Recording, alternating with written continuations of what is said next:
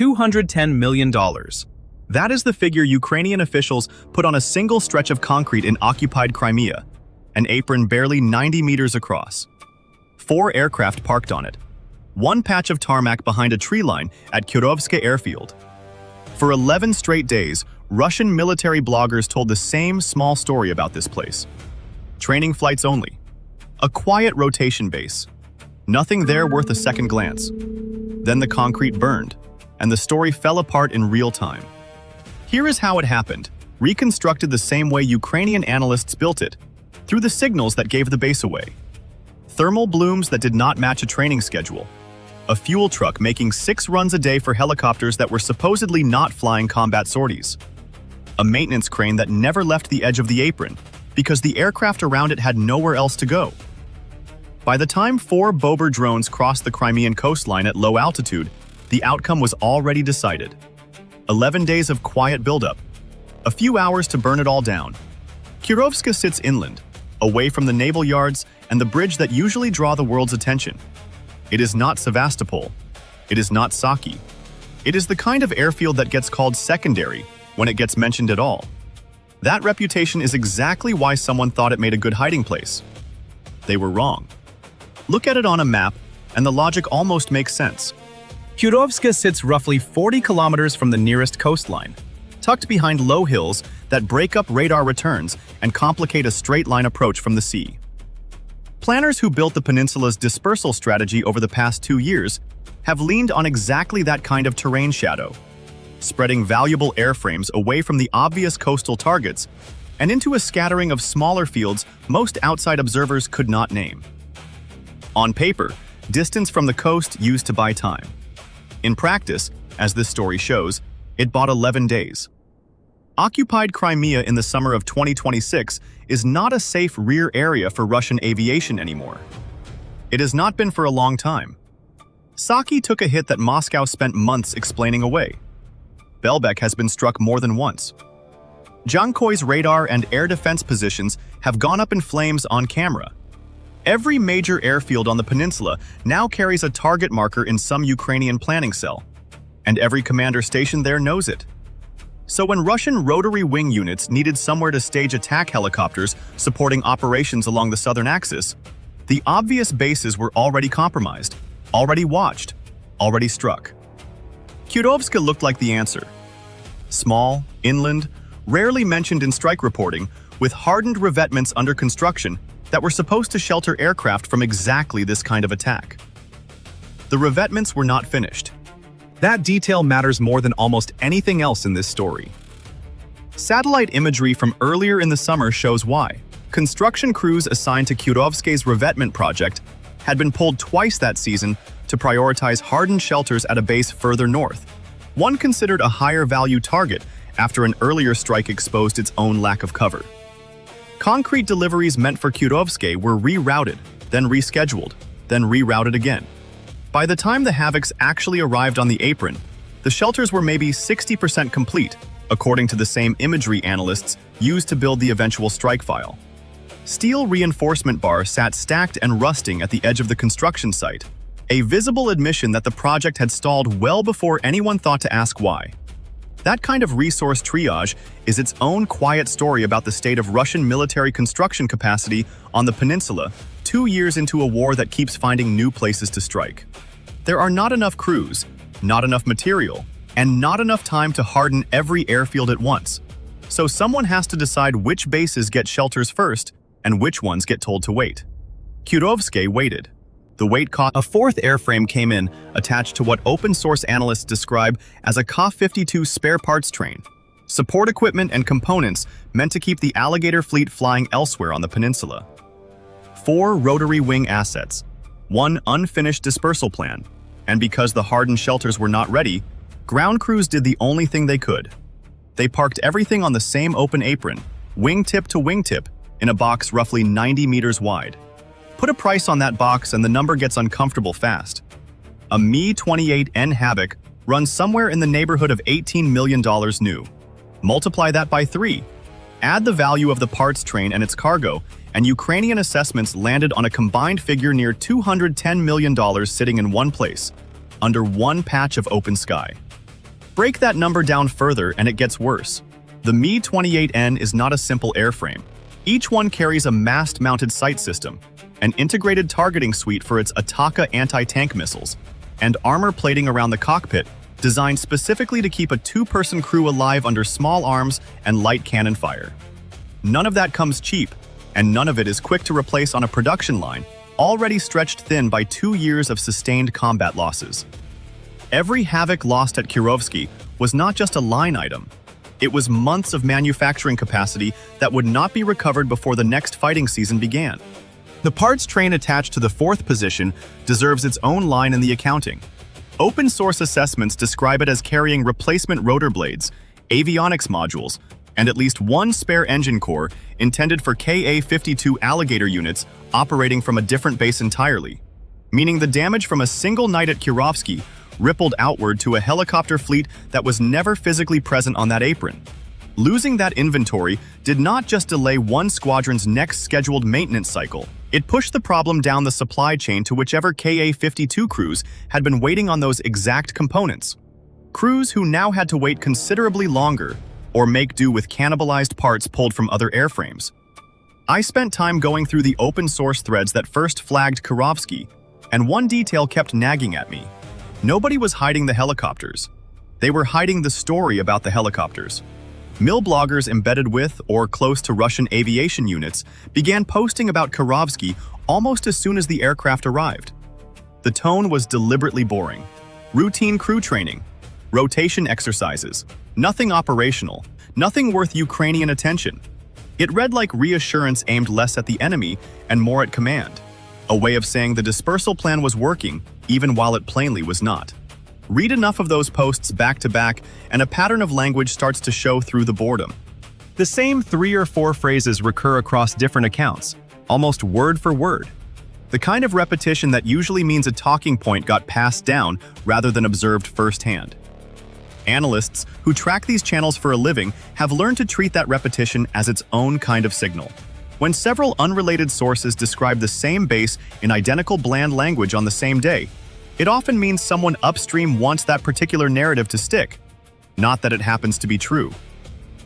Talk to people who do this work for long enough, and a certain profile starts to repeat. One analyst who works under a handle rather than a real name, part of a loose collective that has been tracking Crimean airfields since the early months of the full-scale invasion, described the Kirovske file as unremarkable, right up until it wasn't. Mornings start with the same routine. Pull the latest commercial satellite pass, overlay it against the previous week's imagery, and look for anything that has moved, changed shape, or changed temperature.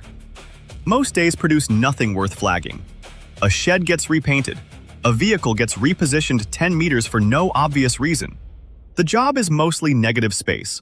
Hours spent confirming that nothing has changed, because the one day something does change is the day that matters. The Kirovske file did not start as a dedicated project. It started as a side note in a larger spreadsheet tracking rotary-wing dispersal patterns across the whole peninsula. One line among dozens of airfields getting a cursory weekly glance. It became a dedicated project only after the fuel truck pattern showed up twice in the same week, at which point the analyst in question says they stopped treating Kirovske as background noise and started building an actual timeline, cross-referencing each new image against the one before it, rather than against some general baseline. That shift, from casual monitoring to dedicated tracking, is itself a decision with real weight behind it. Every hour spent building the Kirovske file was an hour not spent on one of the dozens of other airfields on the same watch list, competing for the same handful of trained eyes.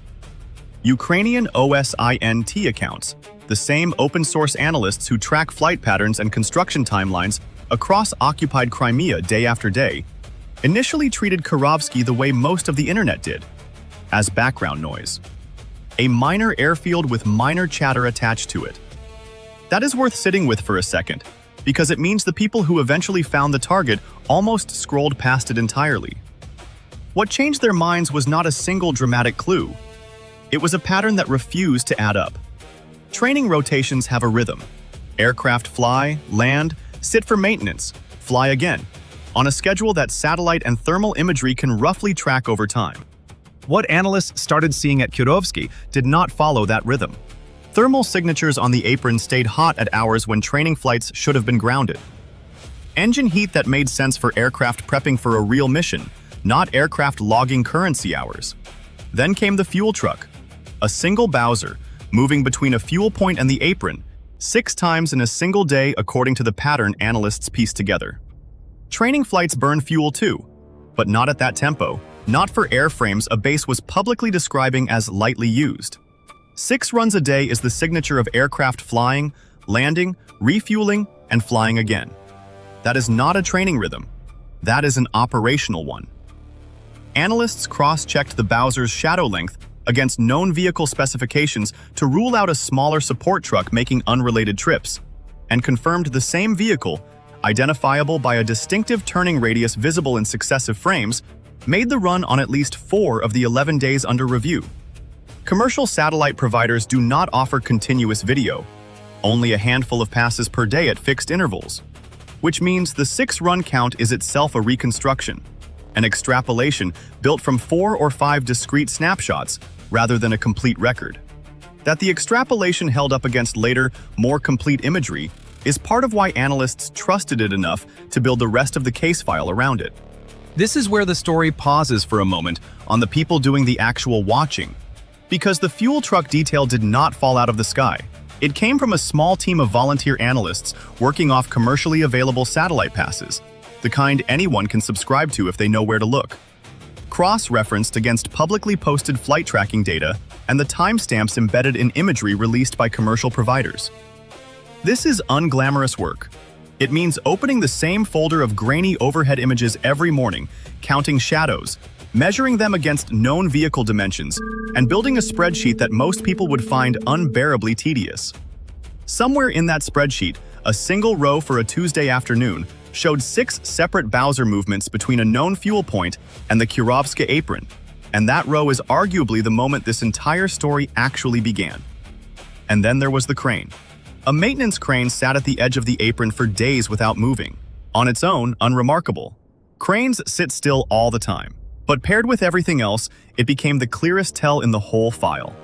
A crane that never relocates usually means the aircraft around it cannot be dispersed, because there is nowhere else on the base ready to receive them. The revetments meant to shelter the Havocs were still under construction. The crane was parked exactly where 4 expensive airframes had nowhere else to go. 3 signals: thermal mismatch, fuel tempo, and immobile crane. None of them proved anything by themselves. Together, they built a case. Consider for a moment what it actually takes to turn 3 ambiguous signals into a strike-worthy target file. Analysts do not simply notice a pattern and call it done. Each observation gets logged with a timestamp, a source, and a confidence level, then cross-checked against everything else in the file to see whether it strengthens or weakens the overall picture. A single hot thermal reading might mean nothing more than a generator running overnight. A single extra fuel run might just be an inefficient supply chain. It is only when independent signals from independent sources start pointing the same direction, day after day, that a case file stops being speculation and starts being intelligence. That discipline, refusing to jump to conclusions on one data point, is exactly what kept Kirovske from being written off entirely during the first week, when the picture still looked murky. Here is the complication that almost stalled the whole thing. For several of those 11 days, the signals did not line up cleanly. Cloud cover over central Crimea broke the thermal imagery chain more than once, leaving gaps analysts could not close with confidence. A base that looked hot on Tuesday looked ordinary on Wednesday, and nobody wanted to greenlight a strike on an interpretation built from half a dataset. That gap in the record is exactly the kind of thing that gets a target file rejected. Instead, the team did what serious open-source analysis actually looks like, away from the dramatic headlines. They kept watching. They cross-referenced fuel point activity against known flight windows. They waited for the weather to clear and checked whether the pattern held. It did. There is a particular kind of frustration in this work that rarely gets described. Imagine building 3 days of evidence toward a conclusion, watching the sky cloud over on day 4 and losing the thread entirely. You do not get to fast forward through the uncertainty. You wait, refresh the same satellite catalog every few hours, and hope the next clear pass confirms what you already suspect rather than contradicting it. More than one analyst working Crimean airfield patterns has described exactly that stretch of waiting as the hardest part of the job. Harder than the actual pattern recognition, because uncertainty does not resolve on anyone's schedule but the weather's. By day 9, the picture had stopped being ambiguous.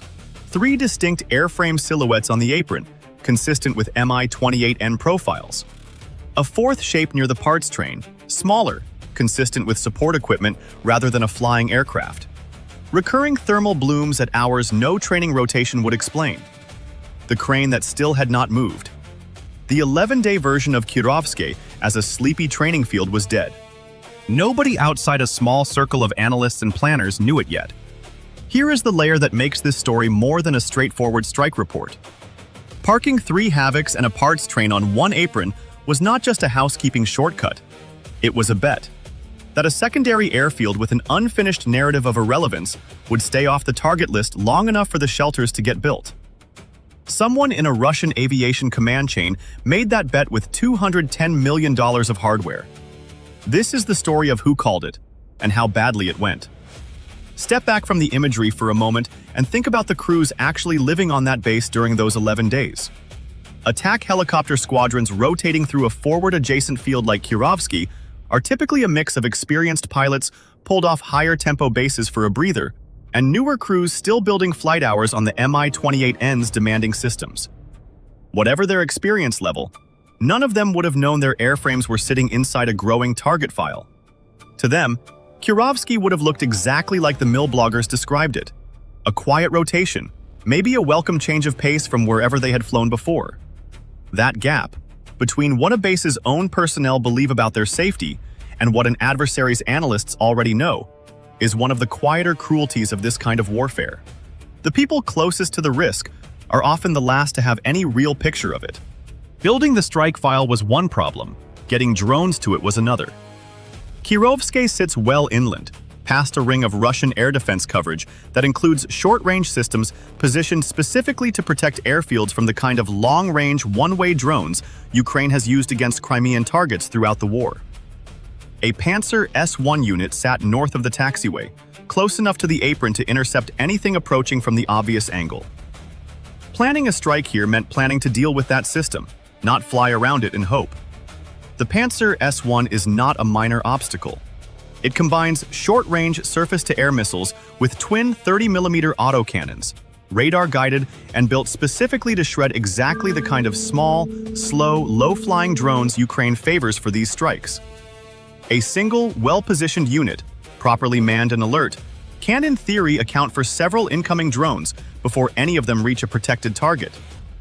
Russian forces have leaned on the Panzer as their primary point defense answer to Ukraine's drone campaign across Crimea, precisely because it was designed for this exact threat profile, which is exactly why any credible plan against Kirovske had to treat it as the first target, not an afterthought. The Panzer unit stationed north of the Kirovske taxiway was not a fresh deployment. Open-source tracking of its radar signature suggests it had been repositioned from a coastal site near Yevpatoria roughly 2 months earlier. Part of a broader reshuffling of air defense assets following losses elsewhere on the peninsula. Crews rotating onto Panzer systems in Crimea by 2026 tend to be a mix of conscripted technicians and a smaller core of experienced air defense officers, the kind of unit that has typically already lived through at least one prior engagement with Ukrainian drones or missiles, whether they walked away from it or simply heard about it from a unit down the coast. That experience does not always translate into readiness. Standing overnight watch on a system that has intercepted nothing in 10 consecutive nights breeds its own kind of complacency, the same way any long stretch of quiet duty does in any military anywhere. Radar operators start trusting the pattern of nothing happening, and that trust is exactly what a well-sequenced strike is built to exploit. The Bober is not one of Ukraine's flashiest platforms. It does not get the press attention of a Neptune missile or a naval drone striking a warship at sea. What it does have is range, a low radar profile, and a cost that lets planners send several at once without treating each airframe as irreplaceable. Reported unit costs for the type have run in the low hundreds of thousands of dollars. Cheap enough that a strike package of 4 still comes in around $800,000 total against a target valued near $210 million. The airframe itself is unglamorous by design.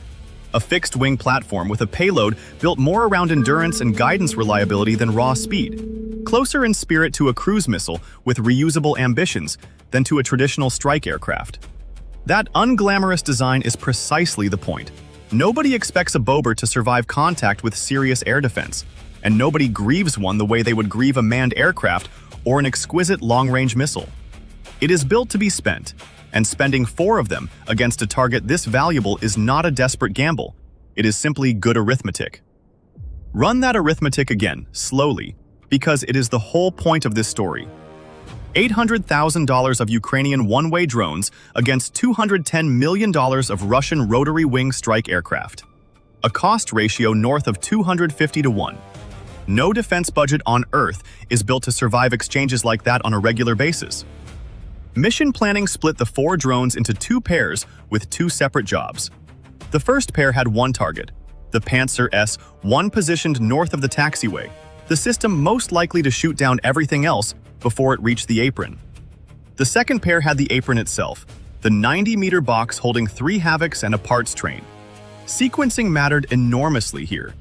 Send the apron-bound pair in first, and the Panzer gets a clean shot at incoming drones with no distraction. Send everything simultaneously, and radar operators might catch all 4 tracks at once and prioritize wrong. Ukrainian planners chose to route the Panzer targeting pair on a path that would put them in the system's field of view first, drawing attention and fire control toward themselves in the seconds before the second pair crossed into range. That is a plan built to trade risk deliberately, not avoid it. The first pair was flying toward the one system on the airfield specifically designed to kill drones like them. It is worth pausing on what that decision actually meant for whoever built the mission profile.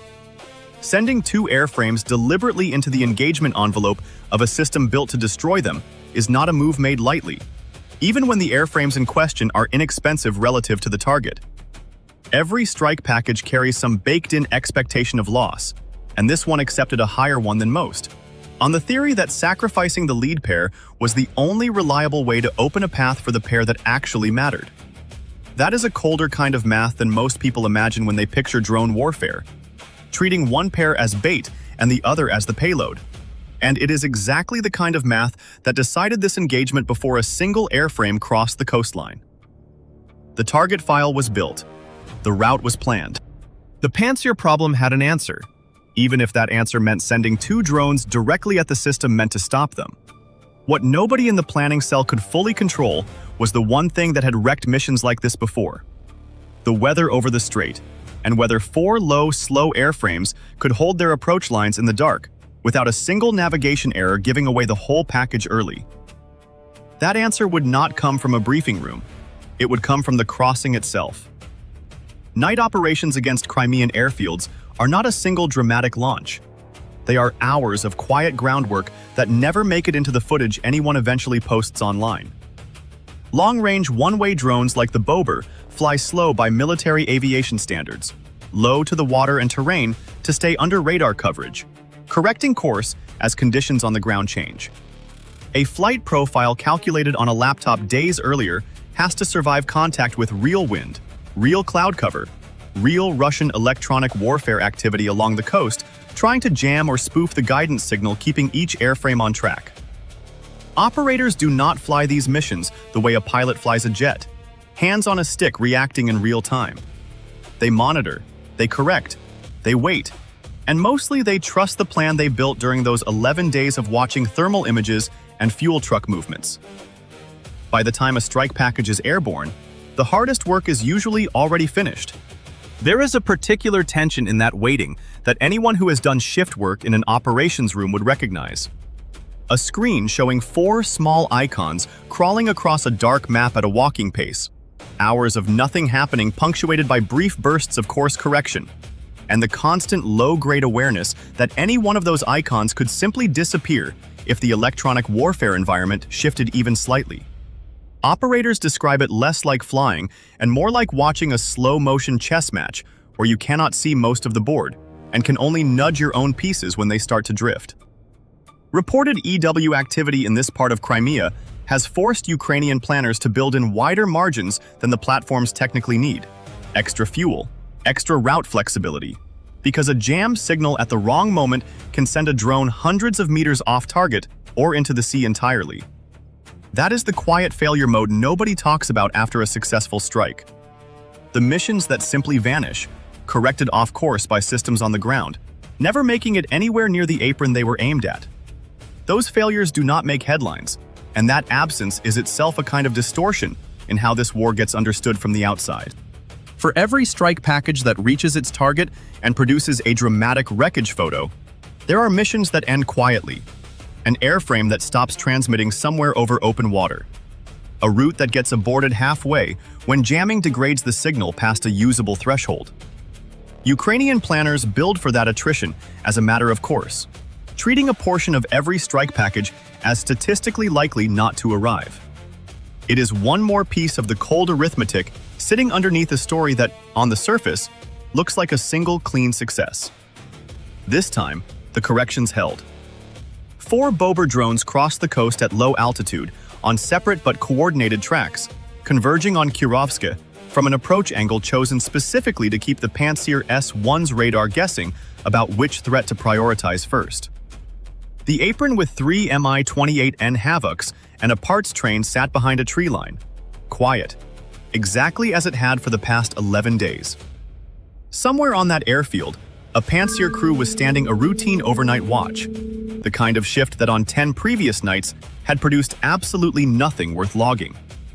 Radar operators, scanning a screen that had shown nothing but birds and weather returns for over a week, were now looking at 2 small, slow contacts approaching from an angle the system's placement had not been optimized against.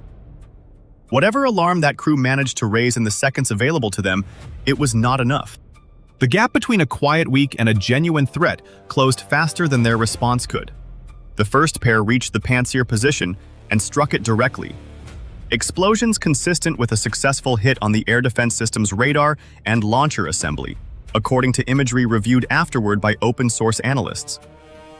The system that was supposed to be the airfield's last line of defense against exactly this kind of attack went dark before it could engage the second wave. With the Pantsir out of the fight, the second pair had a clear run at the apron. 2 drones, one 90-meter box holding roughly $210 million in Russian attack aviation, and nothing left standing between them and the target. The strike itself was over in seconds. What came after was not. Fires broke out across the apron and burned for hours, feeding on aviation fuel and munitions stored near the parked airframes. Ground crews at Kirovske had no dispersed reserve to fall back on, because dispersal was exactly what the unfinished revetments had failed to provide. Everything of value on that stretch of concrete had been sitting in one place when the second pair of drones arrived, and everything of value on that stretch of concrete was now burning. Picture the actual scene on the ground for a moment, because the imagery only tells part of it. Ground crews who had spent the previous 11 days doing routine maintenance work, refueling, checking rotor assemblies, running the same fuel bowser back and forth 6 times a day, would have been woken by explosions with no warning and no dispersed alternative to run toward.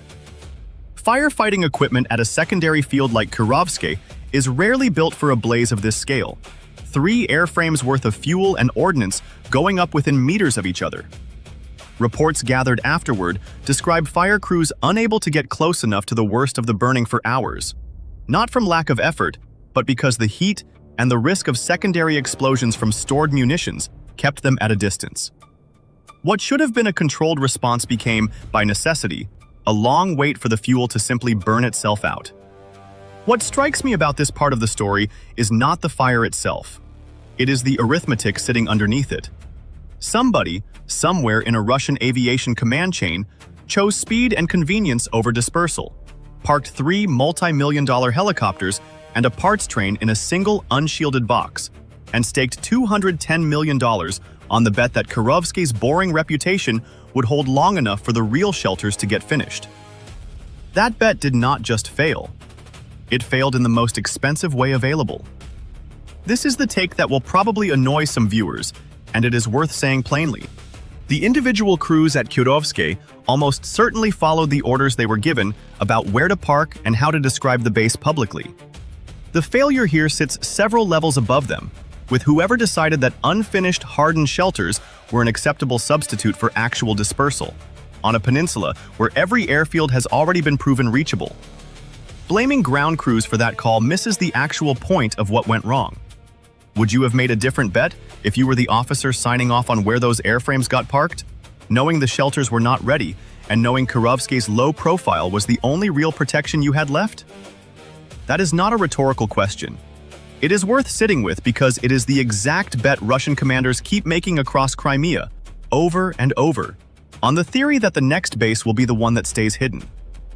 By morning, the fires had burned down to smoke and heat signatures faint enough for satellite passes to catch clearly. The imagery told a story that did not match anything the mill bloggers had written over the previous 11 days. Confirming a strike's actual results takes longer than the strike itself, and it is rarely as simple as counting craters. Analysts went back through the full stack of imagery collected over the previous 11 days, laying each frame against the post-strike pass to build a precise before and after comparison, matching shadow lengths and airframe silhouettes to confirm that the shapes burning on the apron were, in fact, the same 3 Havocs and parts train equipment tracked throughout the buildup, not decoys or empty positions.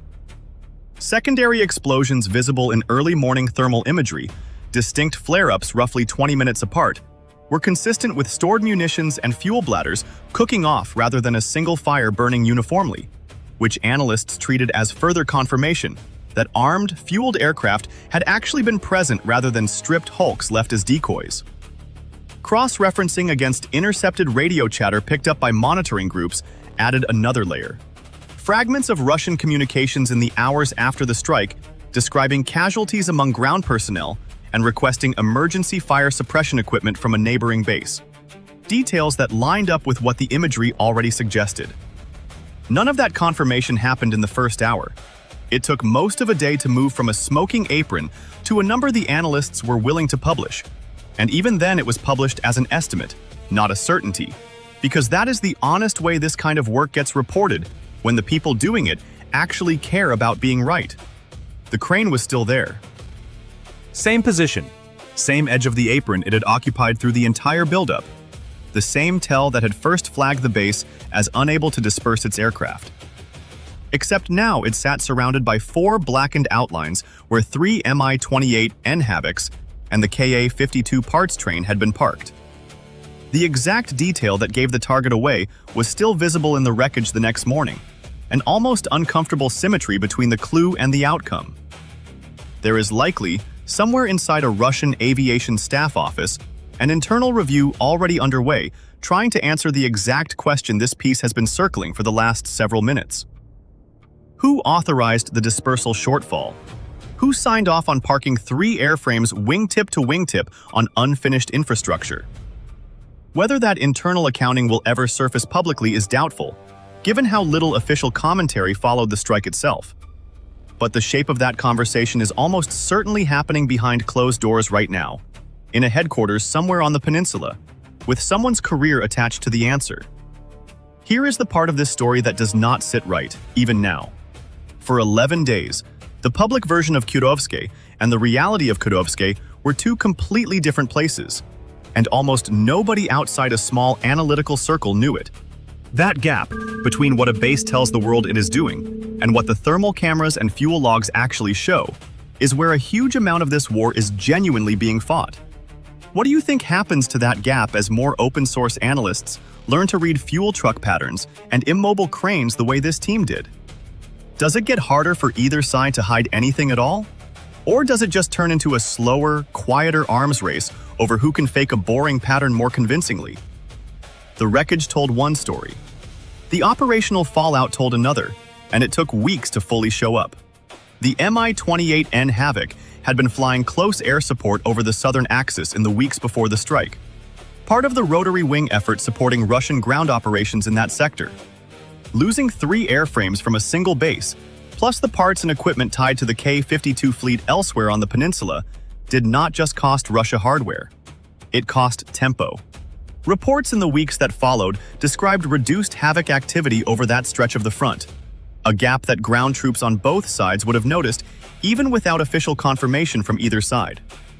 Ukrainian infantry positions along that sector of the front had, by multiple accounts gathered afterward, grown accustomed to a certain rhythm of Havoc sorties overhead, close air support runs that shaped how units moved and where they took cover during daylight hours.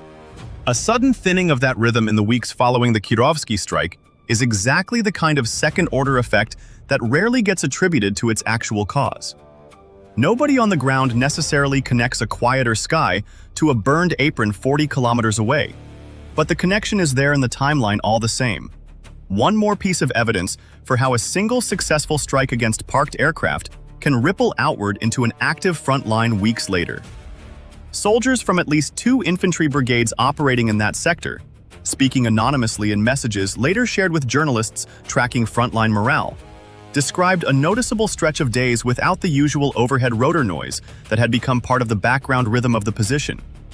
One described it, almost offhandedly, as the first quiet mornings in weeks. The kind of detail that reads as small until you remember it was purchased by 4 drones, costing less than a rounding error in Russia's aviation budget. Officially, very little was said. Russian military channels that had spent 11 days describing Kirovske as a training rotation had almost nothing to say once the fires were out, which is its own kind of confirmation. Silence after a loss this size speaks about as loudly as an admission would have. Ukrainian sources framed the strike the way they have framed similar operations throughout the deep strike campaign against Crimea, as evidence that no airfield on the peninsula is far enough inland or boring enough on paper to count as safe. Kirovske had both of those things going for it, distance and a manufactured reputation for irrelevance, and neither one mattered once the pattern in the data became undeniable. There is a line worth pulling out of how this campaign has developed, because it explains why Kirovske went from unremarkable to a $210 million loss inside a matter of days once the right people started looking closely. Ukraine's deep strike program against Crimea has increasingly relied less on dramatic single leaks and more on exactly this kind of patient, boring analytical grind, watching fuel trucks and cranes and thermal blips until a pattern stops making sense. That is a genuinely different kind of warfare than the one most people picture when they hear the words drone strike. It looks less like a raid and more like an audit, one that occupied Crimea has been failing, base by base, for a long stretch of this war now. Consider the running list: Saki, Belbek, Jankoy, now Kirovske, a base most people outside a narrow circle of open-source analysts had never heard of before this strike.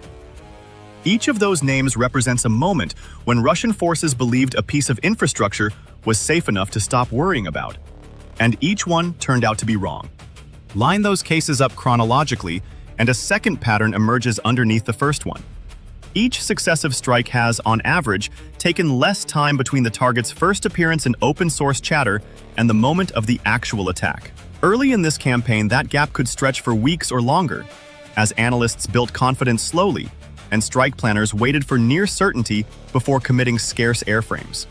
By the time Kirovske entered the picture, that same process closed in roughly a week and a half.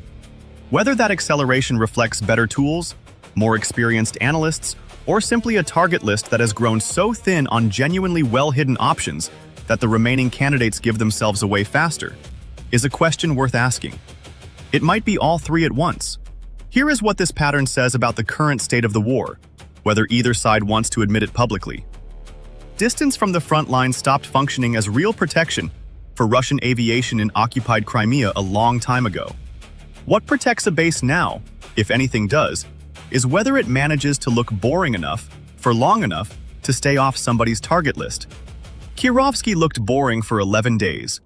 That is not a defense, that is a countdown. We cut a few of the finer technical details on Bober flight profiles and EW countermeasures from this account for time, mostly because the publicly available reporting on exact routing and jamming responses stays deliberately vague, for obvious operational reasons.